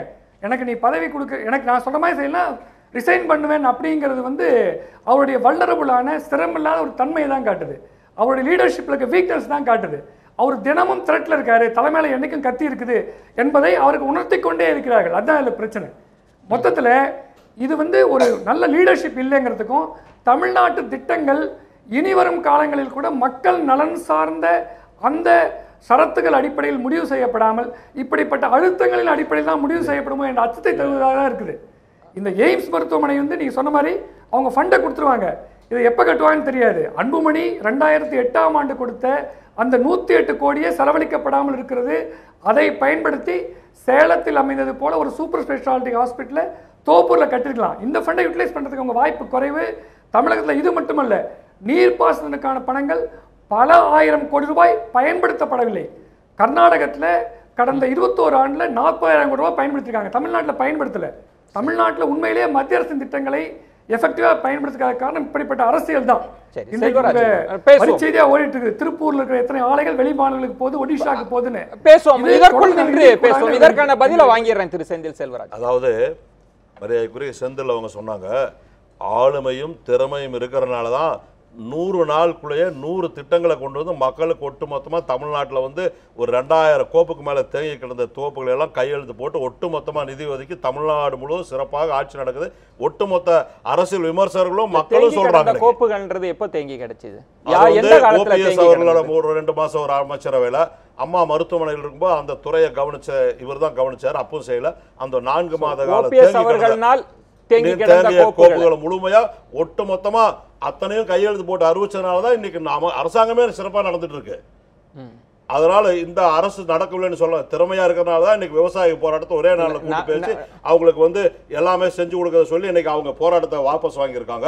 இன்னைக்கு தமிழ்நாடு முழுவதும் எங்க பார்த்தாலும் மறுசீராய்வு திட்டத்தின் மூலமா எல்லா குளங்குட்டையிலும் ஒரு நேர்மறையான பார்வையை முன் வச்சீங்க. வேணா தஞ்சாவூருக்கும் வரட்டும் மதுரைக்கும் வரட்டும். ஆனால் ஒரு அபாயத்தை திரு சுமன் சி ராமன் சொன்னார். ரெண்டுக்குமே வராம போறதுக்கான வாய்ப்பு வராம போகாது. அந்த மாதிரி ஒரு அரசாங்கம் கிடையாது. இந்த அரசு கண்டிப்பா கொண்டு வரும். அவருடைய ஆதங்கத்துக்கு வந்து நான் மதிக்கிறேன். அந்த மாதிரி எண்ணங்கள் வராது. அரசு கட்டாயம் வாங்கும். 1க்கு பதில் 2 வாங்கும். கட்டியமா கொடுப்பாங்க. மத்திய அரசு வாங்கி எய்ம்ஸ் மருத்துவமனை நீங்க எப்படி எனக்கு தெரியும் சார். அது உங்களுக்கு தெரியாது. மருத்துவ விஞ்ஞான கழகத்துல வந்து அது கொடுக்கிறது வந்து ஒரு கல்லூரி கோரிக்கை ஜெயலலிதா அவர்கள் இருந்த போதே எவ்வளவு தூரம் அந்த கோரிக்கையை நம்ம அழுத்தி சொல்ல வேண்டியிருந்தது உங்களுக்கு தெரியாது. அந்த மருத்துவமனை வந்து மத்திய அமைச்சரவை அது நிதி சார்ந்து எவ்வளவு தூரம் அதுக்கு திட்டமிடல் இருக்குன்றது அவங்க கொடுக்கறது வந்து அதை கொடுக்கிற நிதியோட தமிழக அரசு பங்கு இருக்குதுல. இல்ல ஒரு பாயிண்ட் மத்திய அரசு மட்டும் கிடையாது. அரசு வந்து லேண்ட் கொடுக்குறாங்க. தமிழ்நாடு அரசு வந்து நிலம் கொடுக்குது. 1000 கோடி ரூபாய் அந்த ஃபுல் கட்டமைப்பு வசதிகள் ஏற்பாடு செய்வதற்கும் அந்த கட்டடம் கட்டுறதுக்கும் எல்லாத்துக்கும் மத்திய அரசு 1000 கோடி சுமார் ஒவ்வொரு எய்ம்ஸுக்கும் அவங்க ஒதுக்கிடுறாங்க. அந்த 1000 கோடிங்கிறது ஒரு வருஷத்துல கொடுக்க மாட்டாங்க. ஒரு 4 ஆண்டு 5 ஆண்டு காலம் ஒவ்வொரு வருஷமும் 100 கோடி 200 கோடி அந்த மாதிரி கொடுப்பாங்க. அதில் அந்த எய்ம்ஸ் இது கட்டப்படும். ஸோ மாநில அரசினுடைய பங்குங்கிறது பெரும்பாலாக பார்த்தீங்கன்னா பிரதானமாக அந்த நிலத்தை கொடுக்கறது தான். அதை இன்ஃபேக்ட் ஸ்டாஃபிங் கூட அதில் வேலை செய்கிற ஊழியர்கள் கூட மத்திய அரசு வந்து அப்பாயிண்ட் பண்ணி அவங்க மூலமாக நடத்துவாங்க. எய்ம்ஸ் கிரேட் சேலரிஸ் கொடுப்பாங்க. அஃப்கோர்ஸ் அதில் பெரும்பாலான தமிழ்நாட்டை சேர்ந்த மக்களாக இருக்கலாம், மருத்துவர்களாக இருக்கலாம், செவிலியர்களாக இருக்கலாம். ஆனால் அவங்களுக்கு வந்து அவங்க நியமனம் செய்யறது வந்து மத்திய அரசு தான். ஸோ மாநில அரசு தான் வந்து பணத்தை போட்டு பண்றாங்கிறதே கிடையாது. மத்திய அரசு கட்டுப்பாட்டில் இருக்கும். மாநிலத்திற்குள் இருக்கும் ஒரு மத்திய அரசு மருத்துவமனையாகத்தான் அது செயல்படும். மத்திய அரசினுடைய கட்டுப்பாட்டுக்குள்ளதான் அந்த அட்மினிஸ்ட்ரேஷன் இருக்கும். அவங்க தான் சம்பளம் கொடுப்பாங்க எல்லாருக்கும். அவங்க தான் நடத்துவாங்க. அவங்க புரோட்டோகால் தான் நடக்கும். ஆனா மாநில அரசை பொறுத்த வரைக்கும் அங்க லேண்ட் கொடுக்குறாங்க. மாநில அரசு வந்து அதோட ஒரு கோஆபரேட்டிவ். ரவீந்திரன் துரைசாமி அவர்கள் இந்த எய்ம்ஸ் மருத்துவமனையை மையமாக வைத்து நடக்கக்கூடிய இந்த அரசியல் சர்ச்சைகள் எதை நோக்கி நகரணும்னு நினைக்கிறீங்க? ரெண்டாவது, இங்க இந்த அணி எடப்பாடி பழனிசாமி அவர்களை ஆதரிக்கிற அணியே கொங்கு, டெல்டா, தெற்கு அப்படின்னு 3 பகுதிகளாக இப்போ பிரிஞ்சிருச்சோம். அதாவது செந்தில் ஒரு கருத்து முன்வைக்கிறாரு. அந்த கருத்தோட இது என்னன்னா, எடப்பாடி பழனிசாமி மேண்டேட் வாங்கி வந்த ஒரு சீஃப் மினிஸ்டர்லன்னு சொல்கிறாரு. அவரோட கருத்து அதைத்தான் அவர் ஃபர்ஸ்ட்டில் காமராஜ் அண்ணா அந்த வரிசைப்படுத்தும் போது அதைத்தான் மீன் பண்ணுறாரு. பட் மேண்டேட் வாங்கி சீஃப் மினிஸ்டர் ஆகாத ஒருத்தர் வந்து தன்னை ஸ்டெபிலைஸ் பண்ணுறது ஓவர் நைட்டில் ஒரே நாளில் பண்ண முடியாது. அவசரப்பட்டு முடிவுகள் எடுத்து பண்ண முடியாது. என்டியூரன்ஸோட டாக்டிக்கலாக தான் அவர் முடிவு பண்ண முடியும். அதைத்தான் அவர் செயல்படுத்துகிறாருங்கிறத தான் நான் என்னோட பார்வையிலேருந்து சொல்கிறேன். அவர் 100 நாள் சாதனையை தன்னை முன்னிறுத்தி, ஜெயலலிதாவை முன்னிறுத்தி அடுத்தபடியாக தன்னை முன்னிறுத்தி பண்ணுவது என்றாலும் சரி, அந்த ஜெயலலிதாவின் முதல்வரின் இருக்கையில் இருந்ததுனாலும் சரி, கார் இது பண்ணாரு, பத்திரிகை விளம்பரம் இருந்தாலும் சரி. டாக்டிக்கல் அப்படின்ற வார்த்தையை பயன்படுத்தியதுனால நான் சொல்லுவது, மதுரையை தஞ்சாவூராக மாற்றி பிரச்சனையை உருவாக்கியது யாரு?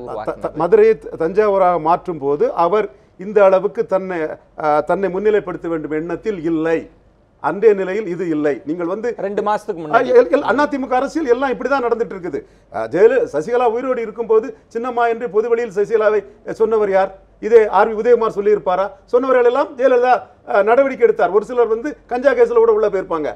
ஆக அந்த ஒரு சூழ்நிலை மாறி ஜெயலலிதா இறந்த பிறகு அம்மா வழியில் தான் எல்லாரும் சின்னம்மா என்று சசிகலாவை சொன்னாங்களா? அதிகாரம் இருப்பை தக்க வைத்துக் கொள்வது என்ற அரசியலைத்தான் தெளிவாக பண்ணி கொண்டிருந்தார்கள். அந்த வகையில் யாருமே வந்து விபி சிங் வந்து எமர்ஜென்சி எடுத்து என்ன இருப்பாரு? ஒன்றும் இல்லாமல் போயிருப்பாரு. டைமிங்கை பார்த்து வரும்போது தான் தன்னை லீடரா முன்னிறுத்ததுக்கு போபல்ஸ்ல இவர் ராஜீவ்காந்திக்கு எதிராக போபல்ஸ் உள்ள தூக்கி அடிக்கிறாரு, அவர் வர்றாரு. ஆக எடப்பாடி வந்து அந்த காலகட்டத்துக்கு பிறகுதான், அதாவது டிடிவி தினகரன் கைது, டெல்லியில் வந்து தம்பித்துறை சந்தித்த பிறகுதான் தன்னை முழுமையாக முன்னிறுத்தக்குள்ள வாய்ப்பு வருங்கிற ஒரு ஸ்டெப்பில் வராரு. அப்போ அதை அவர் செய்கிறாரு. அப்படி செய்யும் போது மேண்டேட் இல்லாத ஒரு தலைவர் வந்து எல்லாமே வேகமாக செய்ய முடியாது. அவரும் தனக்குன்னு ஒரு சோஷியல் பேக்கிங், அட்மினிஸ்ட்ரேட்டிவ் பேக்கிங் எல்லாம் பண்றதுக்குள்ள விஷயங்களை மெல்ல சோஷியல் பேக்கிங் அப்படின்ற வார்த்தையை பயன்படுத்தியதுனால நான் இதை கொண்டு வருகிறேன். கொங்கு, டெல்டா, தெற்குன்னு மூன்றாய் பணி நிச்சயமாக அதிமுக இருக்கத்தான் செய்யுது. அது உள்ளுக்குள்ள இருக்கத்தான் செய்யுது. அது பல விதத்திலும் பிடிக்குது. அதுதான் இந்த பிரச்சனையில் நிச்சயமாக கொங்குக்கு வந்து அந்த வருத்தம் உண்டு. 89 ஜெயலலிதாவை எதிர்க்கட்சி தலைவராக்குறது கொங்கு தான். ஜெயலலிதாவை எதிர்க்கட்சி தலைவராக கொங்கு ஆக்கலன்னா, கொங்குனா கொங்குல ஒரு கம்யூனிட்டி மட்டும் சொல்லல, கொங்கு கவுண்டர்கள் அண்ணன் போன்றவங்க எல்லாம் கொங்குல இருந்து ஜெயலலிதா ஆதரிக்கக்கூடியவங்க தான். ஸோ எல்லாரும் இருக்கிறாங்க. அந்த பகுதியில் வந்து அந்த பகுதி குறிப்பா அந்த சமுதாயத்தை சொல்லலாம். அவங்க வந்து ஜெயலலிதாவை எதிர்க்கட்சி தலைவர் ஆக்கியவர்கள். 2016 ஜெயலலிதாவுக்கு சீஃப் மினிஸ்டர் சேர் போகாம காப்பாற்றினது அந்த பகுதியை சேர்ந்தவர்கள் தான். ஆனா 2001 ஒரு சீஃப் மினிஸ்டர் வாய்ப்பு கொடுக்கும்போது 10வது இடத்துல இருந்த இவர் பன்னீர்செல்வம் தான் கிடைச்சே தவிர கொங்குல ஒருத்தர் கிடைக்கல. அந்த ஆதங்கம் அவர்களுக்கு உண்டு. இப்போ அவங்களுக்கு ஒரு வாய்ப்பு கிடைச்சிருக்குது. இப்போ ஆதங்கத்தோடு தெற்கு பகுதியில் இருந்து அந்த ஆதங்க குரல் நாங்க புறக்கணிக்கப்படுகிறோம்னு வர்றதுக்கான அரசியல்ல வந்து கிளைம் வச்சு தங்களோட கிளைமை பண்ணினாதான் அரசியல் ஏதாவது கிடைக்கும். பேசாம இருந்தா உள்கட்சியிலும் கிடைக்காது, எங்கேயும் எதுவும் கிடைக்காது. பேசாம இருந்தா இவர் பேசாம இருக்கிறாரு, இவர் நம்ம விசுவாசினாலும் பேசாம இருக்கிறாரு, இவரை பற்றி பிரச்சனை இல்ல. இவர் பேசுறாரு, பிரச்சனை பண்றாரு, இவர் பிரச்சனை பண்ணாம இருக்கணும்னா இவரை சமாளிக்கணுங்கிறதா அரசியலோட பொதுவான. நீங்க இந்த அணி வந்து இப்போ முதல்ல ஓபிஎஸ் அணி, இபிஎஸ் அணி இப்படிதான் இருந்தது. ஆனால் இபிஎஸ் அணி முதலமைச்சரை ஆதரிக்கக்கூடிய அந்த சட்டமன்ற உறுப்பினர்களுக்குள்ளேயே இந்த பிரிவு இருக்குன்னு நினைக்கிறீங்களா? மண்டலம் வாரியாக பிரிஞ்சு ஒரு அழுத்தம் மண்டல வாரியா கொஞ்சம் பிரிவு அணி அப்படின்ற மாதிரி இல்லைனாலும் it looks like divided by 3 மாதிரி இருக்குது. தினகரன் அவர்கள் சார்பில் வந்து ஒரு 33 எம்எல்ஏக்கள் வந்து போயிட்டு பார்த்துட்டு வர்றது, ஆதரவு தெரிவிக்கிறது அந்த மாதிரி இருக்கிறாங்க. அதுக்கப்புறம் வந்துட்டு தலைவர் ஓபிஎஸ் அவர்கள், அப்புறம் திரு எடப்பாடி பழனிசாமி இல்ல, நான் ஓபிஎஸ் அவர்களை தவிர்த்து விட்டு தான் இந்த கேள்வியை கேட்கிறேன். அவங்க தவிர்த்து 3. ஆமா, நான் இது இப்போ தஞ்சையா, மதுரையா, கோவையான்ற 3 அந்த மாதிரி மண்டலமா பிரிஞ்சு ஒரு பிரச்சனையா அணியா மாறி இருக்காங்க. அந்த மாதிரி இருக்குதுங்க. அந்த மாதிரி ஒரு சூழ்நிலை இருக்கு. சுமன், அதாவது இது எல்லாமே வந்து லீடர்ஷிப் வேக்யூம் அப்படிங்கிற அந்த வெற்றிடத்துக்கார அந்த காரணத்தினால தான் நீங்கள் இப்போ இன்னைக்கு வந்து இதை வச்சு நீங்கள் கொங்கு பெல்ட்டு, தெற்கு, தஞ்சை அப்படின்னு டெல்டா பகுதியெல்லாம் நீங்கள் பிரிக்கிறீங்க. நாளைக்கு இன்னொரு 100 வகையில் பிரிக்கிறதுக்கான வாய்ப்பு ஏற்பட்டுகிட்டே இருக்கும். அதனால் அடிப்படையாக இதுக்கு முதலமைச்சர் ஆங்கிலத்தில் சொன்னால் கால் த ப்ளஃப்னுவாங்க. கால் த ப்ளஃப்னா இதுதான் முடிவு, அரசு இந்த முடிவு எடுத்தாச்சு, இந்த முடிவு தான் முடிவு, இந்த காரணத்துக்காக நாங்கள் எடுத்திருக்கிறோம், நீங்கள் ரிப்போர்ட்டு ஒன்று அந்த எந்த கிரைட்டீரியா அடிப்படையில் இந்த முடிவு எடுத்தாங்கிறது வெளிப்படையாக மக்கள்கிட்ட கொடுத்து ஒரு ப்ரெஸ் மீட் வச்சு இதுதான் நடக்க போகுது, தமிழ்நாட்டுக்கு இனிமேல் எய்ம்ஸ் தாமதிக்க முடியாது. என்ன பண்ணுறாங்க? ராஜினாமா பண்ணுறாங்களா பார்ப்போம். அதை செய்தால் அவருக்கு மிகப்பெரிய ஒரு மக்களிடையே ஒரு சப்போர்ட் வரதுக்கான வாய்ப்பு. அதாவது இந்த அரசு மக்கள்னா நான் அப்படியே பெரிய ஒரு இதுன்னு சொல்லலை, நான் அதாவது மக்களுக்கு சரி பரவாயில்லைங்க, இவர் தைரியமாக இஸ் காலிங் த ப்ளஃப், இல்லை நான் இதுக்கு அடிபணிஞ்சு திருப்பி மதுரைக்கே போகலாம் அப்படின்னு ஆரம்பிச்சாருனாக்க நிச்சயமாக தினமும் இந்த மிரட்டல்கள் வரும். ஒவ்வொரு ஒரு சாதாரண ஒரு பேக் பெஞ்சர் எம்எல்ஏன்னு சொல்லுவாங்க. பேக் பெஞ்சர்னா ஒரு ப்ராமினெண்டா இல்லாத எம்எல்ஏ கூட நம்ம கூட மிரட்டலாமே, நம்ம சும்மா உட்கார்ந்து இருக்கிறோமே அப்படிங்கிற இதுல எல்லாரும் செயல்படுவாங்க. உடனடியாக அவர் என்ன முடிவு எடுத்திருக்காரோ, என்ன காரணங்கள் வெளிப்படையாக மக்கள்கிட்ட தெரிவிச்சுட்டு இந்த காரணங்களுக்காக தஞ்சையில் வைக்கிறோம் அப்படின்னு சொல்லிட்டு அந்த முடிவை மாற்றாம அறிவிச்சாங்கன்னா, தஞ்சைன்ற முடிவை மாற்றக்கூடாது. அரசு அதிகாரப்பூர்வமாக என்ன முடிவு எடுத்திருக்கிறது அப்படின்னா அது தஞ்சை தான். பிகாஸ் பிரதமர்கிட்ட ஒரு கடிதத்திலே கொடுத்துட்டார். அந்த முடிவை ஏன் எடுத்தார் என்று மக்களிடையே விளக்கி விட்டுட்டு அத்தோட வந்து இந்த முடிவை நாங்க மாற்ற மாட்டோம்னு சொன்னார்னா நிச்சயமாக இந்த மிரட்டல் அதை செய்யலன்னு வச்சுக்கோங்க, தினமும் ஒரு மிரட்டல் வரும். இது அரசு நடத்துறதே சாத்தியமா இருக்கு. இந்த கொங்கு டெல்டா தெற்குன்னு 3 அணியா பிரிஞ்சதை நீங்க ஏற்றுக்கொள்ள மாட்டீங்க. அப்படி ஒரு பார்வை இருக்கா இல்லையா? அந்த மாதிரி ஒரு எங்கள் கட்சிக்குள்ள அந்த மாதிரி எண்ணமே இல்லை. எல்லாரும் ஒற்றுமையாக தான் வேலை செய்ய, ஒற்றுமையாக தான் இருக்கும். அவங்கவுங்க ஏரியாவுக்கு அவங்கவுங்க பகுதிகளில் இந்த திட்டங்கள் வேணும், இந்த திட்டங்கள் வேணும்னு கேட்கறதுல உரிமை இருக்குது, எல்லாருக்குமே இருக்குது. பொங்கல் இருக்கிறவங்களும் அந்த எம்எல்ஏவில் கேட்பாங்க, மதுரையில் இருக்கிறவங்க தெற்கு கேட்பாங்க, தஞ்சாவூர் சைடும் கேட்பாங்க, திருநெல்வேலி சைடும் கேட்பாங்க, வேலூர் சைடு எல்லாம் அதெல்லாம் அவங்களுடைய உரிமைகள். அதாவது மக்களால் தேர்ந்தெடுக்க இதற்கு முன்பு அப்படி கேட்டதே இல்லை. இல்ல எப்பவும் கேட்பாங்க. அப்போ இவ்வளவு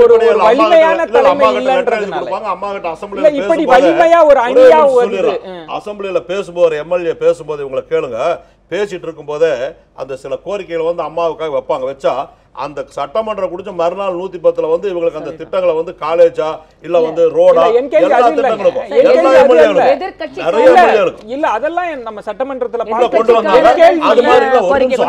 அம்மா வந்து ஒரே ஒரு நிமிஷம். அம்மா இருக்கும்போது ஒரு ஆளுமை, அந்த திறமை அவங்க கிட்ட திருப்பி பேச முடியாது. அவங்க வந்து கஞ்சாடையிலேயே எல்லா வேலையும் சாதிச்சிருவாங்க. இன்னைக்கு வந்து அவங்களோட வழியில அவங்க கிட்ட பாடம் படிச்சு, அரசியல் பாடம் படிச்சு ஆட்சி நடத்தக்கூடிய எடப்பாடி பழனிசாமி அவர்கள் வந்து இப்ப வந்து சாதுரியமா எல்லாரோட கலந்துதான் பேசி போயிட்டு இருக்காரு. அண்ணன் ராமன் அவங்க சொன்ன மாதிரி அவர் வந்து தெளிவா இதுக்கு ஒரு பதில் கொடுப்பாரு. நிச்சயமா இல்ல இது எங்க வரும் என்னங்கறத கட்டாயம் அரசு சொல்லும். முதலமைச்சர் பதில் சொல்லுவாரு. ஒரே நாள்ல தடரடியா சொல்ல முடியாது. இன்னைக்கு நிகழ்ச்சிக்கு போயிருக்காரு ஈரோடு மாவட்டத்தில். நாளைக்கு நிகழ்ச்சி முடிச்சிட்டு வருவாரு. கண்டிப்பா பதில் சொல்லுவாரு. எந்த அமைச்சர்களோ எல்லாருமே வந்து எங்களுக்கு வந்து எங்க கட்சியை பொறுத்தவரைக்கும் 123 எல்லாரும் ஒற்றுமையாக குழப்பம் எல்லாருமே தமிழக மக்கள். அதுல உதயகுமார் ஒரு வாழ்க்கை உதயகுமார் என்ன சொல்லியிருக்காருன்னா, மதுரைக்கு விரும்பி கேட்கிறோம், இது வந்து எங்களுடைய இது கடமை, அதை மீறி அங்க போனாலும் அதை பத்தி நம்ம தஞ்சாவூருக்கு ஏன் கொடுத்துன்னு கேட்க மாட்டோம்னு ஒரு வரியும் சொல்லியிருக்காரு. அப்படி சொல்லல. எதிர்க்கட்சி எம்எல்ஏக்களையும் சேர்த்து கொண்டு நாங்க எதிர்ப்போம் சொல்லியிருக்காரு. அப்படி தஞ்சாவூரை வந்து நாங்க தஞ்சாவூரை புறக்கணிக்கிறோம், தஞ்சாவூரை வேண்டாங்கிற மாதிரி நாங்க அந்த மாதிரி எண்ணத்திலும் இல்லைன்றார். இல்ல மதுரைக்கு வேண்டும், அதுல அவங்க கான்ஃபிடென்ட்டா இருக்காங்க. அதுதான் மதுரைக்கு வேணும் சார். கேட்கத்தான் செய்வாங்க. 2 குழந்தைய கூட்டிட்டு போனா, தேர்வுல போட்டிட்டு போனா ஓரி ஆடி சண்டை போட்டு ரோட்ல உருளும். ஆனா அந்த மிட்டாய் வாங்கி கொடுக்கறது அப்பா அம்மா என்ன செய்வாங்க, தோல்ல தூக்கி போட்டு மிட்டாய் வாங்கி கொடுத்து சமாதானம் பண்ணி கூட்டிட்டு போவாங்க. அந்த அடிப்படையில முதலமைச்சர் வந்து எல்லாரும் அரவணைக்கிற அளவுக்கு கொண்டு போவார். தொடர்ந்து சுகாதாரத்துறையில நடந்துட்டு இருக்கிற குளறுபடிகள் பல, அதாவது அந்த நீட் தேர்வாக இருக்கலாம், அந்த மருத்துவர் ஸ்ட்ரைக், கடைசியில கோர்ட்டு சொல்ற வரைக்கும் ஒண்ணுமே பண்ணல அரசு. அப்படியே பேச்சுவார்த்தை நடத்துறோம்னு ஒரு 2 வாட்டி போய் தொடர்ந்து பல குளறுபடிகள் இருக்கு. நிச்சயமா முதலமைச்சர் அந்த துறை, ஏன்னா அது பப்ளிக் ஃபேசிங் துறை, தினமும் பொதுமக்கள் சந்திக்கிற ஒரு மருத்துவமனைக்கு போறோம், ஒரு அந்த பிரச்சனைகளை தீர்த்து வைக்கிறதுக்கு இது ஒரு ஆப்பர்ச்சுனிட்டியா பயன்படுத்திட்டு ஒரு அசர்ட்டிவா உடனடியாக எய்ம்ஸுக்கு இங்க நாங்க அமைக்க போறோம்னு சொல்லி மத்திய அரசிடம் நிதி பெற்று கன்ஸ்ட்ரக்ஷன் ஆரம்பிக்கும். நம்ம ட்விட்டர் சமூக வலைதள பக்கத்துல ஒரு கேள்வியை முன்வைத்திருந்தோம். அதிமுக எம்எல்ஏக்களினுடைய ராஜினாமா மிரட்டல் எய்ம்ஸ் மருத்துவமனைக்காகவா, அமைச்சர் பதவிக்காகவா, தினகரனின் பலத்தை அதிகரிக்க என்ற 3 வாய்ப்புகளை கொடுத்திருந்தோம். அந்த முடிவுகளை நம்ம பார்க்கலாம். அதிமுக எம்எல்ஏக்களின் ராஜினாமா மிரட்டல் என்பது எய்ம்ஸ் மருத்துவமனைக்காக என்று 10% பேர் வாக்களித்திருக்கிறார்கள். அமைச்சர் பதவிக்காக என்று 55% வாக்களித்திருக்கிறார்கள். தினகரனின் பலத்தை அதிகரிக்க 35 விழுக்காட்டினர் வாக்களித்திருக்கிறார்கள். அதிமுக எம்எல்ஏக்களினுடைய ராஜினாமா மிரட்டல் என்பது எய்ம்ஸ் மருத்துவமனைக்காக என்று 10%, அமைச்சர் பதவிக்காக என்று 55%, தினகரனின் பலத்தை அதிகரிக்க என்று 35% வாக்களித்திருக்கிறார்கள். திரு செந்தில், உங்களிடம்தான் இந்த மக்களினுடைய கருத்தை எப்படி பார்க்கிறீங்க? மருத்துவமனைக்காக என்று 10% தான் வாக்களிச்சிருக்காங்க. அது உள்கட்சி பிரச்சனைகள், மக்கள் நலனை பின்தள்ளும் என்பதற்கான ஒரு மேண்டேட், அது ஒரு ஆதாரம். இதுக்கு 2 முக்கியமான விஷயங்களை சொல்ல விரும்புகிறேன். ஒன்று, கல்வித்துறையில் 40 அதிர வைக்கும் சீர்திருத்த திட்டங்களை சொல்லதான் சொன்னாங்க. அன்னைக்கு தான் அந்த எம்எல்ஏங்க போய் தினகரனை பார்த்தாங்க. உடனடியாக அந்த திட்டம் மறைஞ்சு போயிடுச்சு, இன்னைக்கு வரைக்கும் வரல. அன்றைக்கு முதலமைச்சர் ஏற்பாடு செய்திருந்த ஒரு கூட்டம் உடனடியாக கேன்சல் செய்யப்பட்டது. ஸோ இவங்களை பொறுத்த வரைக்கும் உள்கட்சி பிரச்சனைகள் வந்து மக்கள் நலனை பின்தள்ளி முன்னால் வந்துருங்கிறத பிரச்சனை. நானே மறக்கத்தில் ஒரு விஷயத்தை சொல்ல விரும்புகிறேன். திரு ரவீந்திர துரைசாமி பேச்சு வாக்கில் வேகமாக ஒன்று சொன்னார். அப்படி இருந்ததுன்னா கஞ்சா கேஸ் போட்டிருப்பாங்கன்னு. திருமதி ராஜலட்சுமி அவர்களும் திரு கோவை செல்வராஜ் அவர்களும் அதுக்கு எந்த ஆட்சேபமும் தெரிவிக்கவில்லை என்பதை நான் ஒரு வியப்போடு பார்க்குறேன். இல்லை, நான் வாய்ப்பு கொடுத்திருந்தா தெரிவிச்சிருப்பாங்க என்பது இன்றைக்கு பதிவு செய்யப்பட்டிருக்கிறது. அதுதான் தமிழக அரசியல் என்பது கூட வருத்தமான விஷயம் தான். சரி சரி, ஒன்றும் சொல்லலை அதுக்கு அவங்க. சரி, சுருக்கமா முடிவு என்னன்னா, ஜனாதிபதி தேர்தலில் யார் அது எடப்பாடிக்கு தான் அந்த வாய்ப்பு இருக்கதா நான் கருதுறேன். பார்ப்போம். சரி, 4 பேருக்கும் என்னுடைய சுருக்கமா பதில் சொல்ல விரும்புவீங்க? சுருக்கமா. கட்சியும் ஆட்சியும் முறையாக தமிழ்நாடு எடப்பாடி பழனிசாமி நடத்தி கொண்டிருக்கிறார்கள். எந்த முடிவெடுத்தாலும் அவர் தலைமையில் தான் முடிவெடுக்கப்படும். சரி, 4 பேருக்கும் என்னுடைய நெஞ்சம் நிறைந்த நன்றியை தெரிவித்துக் கொள்கிறேன். திரு செந்தில், உங்களுக்கும் என்னுடைய நெஞ்சம் நிறைந்த நன்றிகளை தெரிவித்துக் கொள்கிறேன். மருத்துவமனையை மையமாக வைத்து அரசியல் சுழன்று கொண்டிருக்கிறது. அரசியலை கடந்து மக்கள் நலன்தான் பிரதானமாக இருக்க வேண்டும் என்கிற கோரிக்கையோடு விடைபெறுகிறேன். நன்றி, வணக்கம், நள்ளிரவாகட்டும்.